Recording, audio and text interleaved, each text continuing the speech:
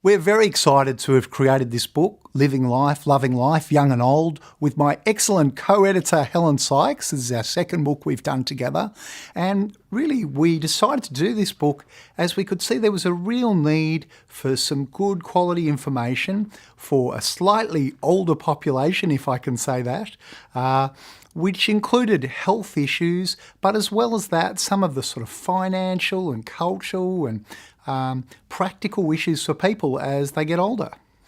Well, the name of the book was chosen because we like the idea that as people age, it's being engaged in life, living a healthy life and enjoying themselves that's absolutely crucial. So it's not just about taking the right medications or all that boring stuff, but as we found and we spoke to people who seem to be aging with a bit of style and a bit of poise, they seem to be very engaged in life. And so we like the idea of living life, loving life. We decided to include the term young and old in the title.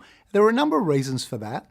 One reason is the book includes chapters about healthy aging, but it also includes some fantastic chapters from young people, some creative pieces.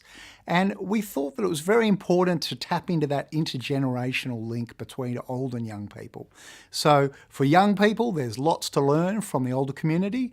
And from older people, there's this lovely enthusiasm and excitement that we see in young people as well. The book's got broad topics. It starts off with a terrific chapter by Emily Mullane, which really makes the case about how dramatically the demographics of our population are changing. So, for example, in 1970, about 1 in 10 people were over the age of 65. But by mid-next century, we expect that 1 in 4, actually I'll be one of them if I'm still around then, 1 in 4 people will be over the age of 65. So there's been this dramatic change in the population, and I think that first chapter really gives us a sense of that demographic shift. The book goes on to discuss some really important health issues. It looks at brain health, a chapter by 2 excellent professors from Monash University, Steve McFarlane and Daniel O'Connor. And importantly, they talk about what's the difference between just a normal cognitive changes as we get older and actually having dementia, which many people are worried about. And that's a really useful chapter to have a read about. They also talk about things you can do to look after your brain to avoid some of the problems that can occur as we all get older. Following that, we have some excellent chapters on vision and hearing, and both those chapters are done by some experts in the field. Our next chapter is about skin, and it's done by Peter Berger, who's had a long history of working in dermatology. And I must say, when you read that chapter, you really have a sense of how amazing our skin is. I mean, you wake up in the morning, you don't really think about your skin, but it's an incredible organ. We have a chapter about cardiovascular disease by Professor Ian Hamilton-Craig. And he really points out that although there are some genetic contributions to our cardiovascular health, that there are an enormous amount of lifestyle impacts on our heart health. So it's to do with our lifestyle, what we eat, how much exercise we do, whether or not we have blood pressure or diabetes and how that's managed. But there's lots that we can do to reduce our chance of heart disease. The next chapter that we have is by endocrinologists Helena Teed and Amanda Vincent, and they've written about women in midlife, and they cover all the ins and outs of menopause and the hormonal issues and the possible treatments.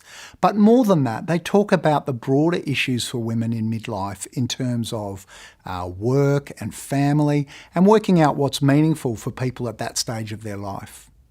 We have a chapter which is very relevant to our male audience called Waterworks for Men by 2 leading neurologists, Adam Landau and Mark Freudenberg, and they explore the common urological issues for men, particularly prostate problems, but also erectile dysfunction, which can be very distressing and annoying for fellas, and they look into this issue in some depth. So apart from the in-depth discussion about these common health issues, we also look at some of the social and economic issues that affect people later in life.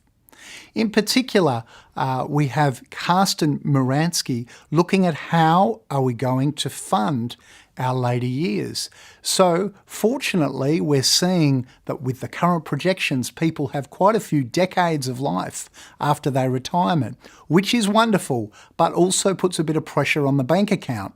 And in fact, we've found in surveys that people are more worried about running out of money than they are about dying. So Karsten has a very interesting exploration of how we're going to fund these later years in a country like Australia. The next chapter is by Tara Sklar, who talks about reordering our priorities as people retire. And she makes a distinction between mechanical time and body time, and really talks about how when people retire, they start listening to their own organic rhythms rather than just the mechanical time of the clock. So it's a very interesting chapter for people to have a look at. We have a chapter by Susan Blaschke, who is a retired magistrate and was a director of a large aged care facility. And she talks about maintaining harmony in families during late life decisions. So she reflects upon the issues of how older people see their role, their identity, how they see themselves in the community, and how they would like to live their older years, and also reflects on how the community see older people. So there's a real intergenerational discussion about the health issues, financial issues, health service issues that comes into that chapter as well. The exciting thing about living life, loving life for the young and old is we think there's quite a broad audience that will be interested in it. For older people, there's a whole lot of relevant chapters on issues that will be highly relevant to them, but also for younger people, as the title suggests, the sorts of things that you can do to prevent problems down the track.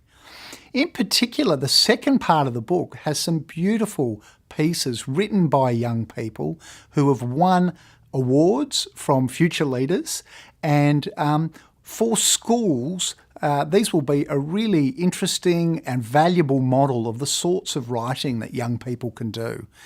So we're excited to see this combination of materials presented in this book.